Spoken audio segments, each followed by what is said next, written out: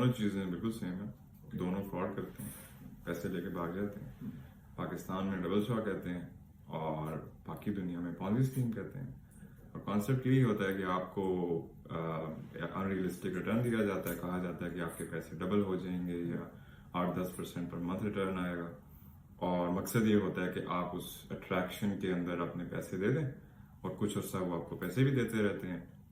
फिर एक टाइम आता है कि जब उनके पास बहुत सारे पैसे इकट्ठे हो जाते हैं तो वो फिर लेके भाग जाते हैं। पॉन्जी स्कीम चाहे इधर हो, बाहर हो, डबल शाह हो, कुछ भी हो, उनका एंड रिजल्ट यही होता है कि वो गायब हो जाते हैं।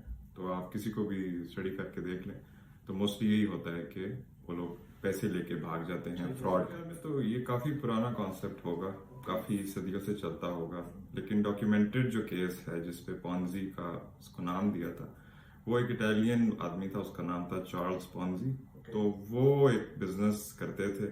वो ये कहते थे, उस वक्त एक स्टैंप्स की सेल होती थी बेसिकली, जब आप एक पोस्टेज यूज करके कोई लेटर भेजते थे किसी और मुल्क में, तो उसके अंदर आप एक कूपन डाल के देते थे कि अगला बंदा आपको जवाब दे सके।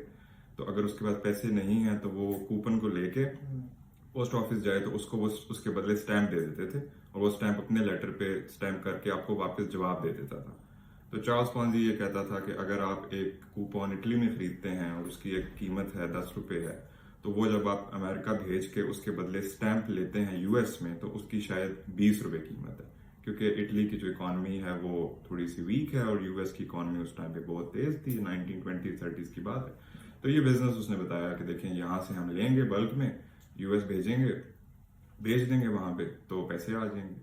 तो ये बिजनेस बेसिकली था जो थियोरेटिकली पॉसिबल था और इसमें अट्रैक्शन भी थी कि वो उस वक्त, तो आप देखें अभी हमें अच्छा लगता है कि यूएस में कुछ बेचें, तो उस वक्त तो बहुत ही एक नॉवल चीज थी कि इटली से यूएस के साथ ही ट्रेड हो रही। तो वो लोगों को उसने ये कहानी सुनाई बेसिकली कि ये बिजनेस है और उस पर उसने रिटर्न ऑफर किया कि आप मुझे पैसे दें तो आपके पैसों से मैं वो कूपन्स लूंगा, मैं यूएस भेजूंगा और उसी तरह काम करूंगा।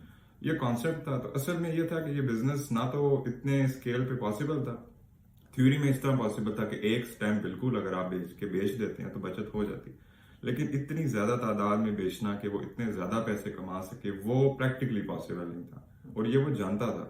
तो लेकिन ये लोग नहीं जानते थे, जाहिर है उसको तो सारी उस स्कीम का पता था, लेकिन एक एक इंडिविजुअल इन्वेस्टर इतना ज्यादा नहीं सोचते थे। वो ये कहते थे कि चले हमें रिटर्न आ रहा है तो हमें क्या। तो उस कॉन्सेप्ट पे बेसिकली उसने सारे पैसे उठाए।